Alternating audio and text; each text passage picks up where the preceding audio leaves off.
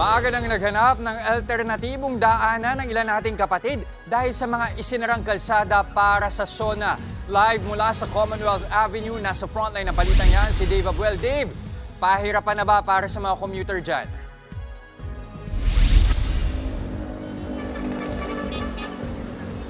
Jess, kumplansado na ang mga magaganap sa State of the Nation address ni Pangulong Bongbong Marcos mamayang hapon. Planado na rin ng ilan nating kapatid ang magiging araw nila sa traffic at hirap ng pagsakay papasok ng trabaho at pag-uwi ngayong araw ng SONA. Marami sa mga kapatid natin ang maagang gumising gaya ni Rosita Lapore na janitress sa Quezon City University sa Batasan Road. Sigurado raw na mahihirapan siya sa pagsakay papasok ng trabaho ngayong umaga, lalo pat nanggaling pa siyang Kamuning. Pero mas inaalala niya ang pauwi mamayang hapon dahil sa pagsasara ng Batasan Road ngayong umaga. Mapipilitan siyang maglakad mamaya palabas ng Commonwealth. Nauna na ring nag-abiso ang San Mateo Rizal Public Information Office sa mga motorista kaugnay ng road closure mula mamayang 1:00 ng hapon hanggang 7:00 ng gabi. Bantay sarado naman ng mga pulis ang mga nagrarally at ang kapakanan ng mga motorista at commuter. Katunayan, mula pa kaninang madaling araw sila naka-formation dito sa Commonwealth Avenue. Puspusan na rin ang paghahanda sa stage na pagdadausan ng rally ng mga pro-Marcos sa malapit sa tanggapan ng Commission on Audit.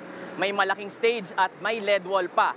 Sa inilabas na traffic rerouting plan ng MMDA, magpapatupad ng zipper lane o counterflow sa southbound ng Commonwealth Avenue ngayong araw para makadaan ang mga sasakyan ng mga opisyal ng gobyerno at mga bisitang pupunta ng Batasang Pambansa Complex. Sa mga papuntang Fairview, gamitin ang North Avenue, liko sa Mindanao Avenue, papuntang sa Uyo Road o Quirino Highway at labas sa Commonwealth Avenue.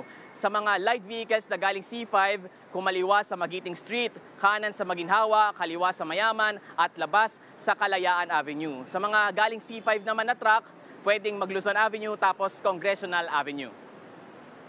Jess, maluwag pa naman ang daloy ng trapiko ngayong umaga dito sa northbound ng Commonwealth Avenue sa tapat ng Sandigan Bayan. Ayon sa MMDA Metro Base, may build-up lang papasok ng Commonwealth galing Elliptical Road dahil sa volume. May bahagyang pagbigat din sa tapat ng Diliman Doctors Hospital dahil sa pagtitipon ng mga rallyista doon. Jess. Nagulat mula sa Commonwealth. Maraming salamat, Dave Abuel.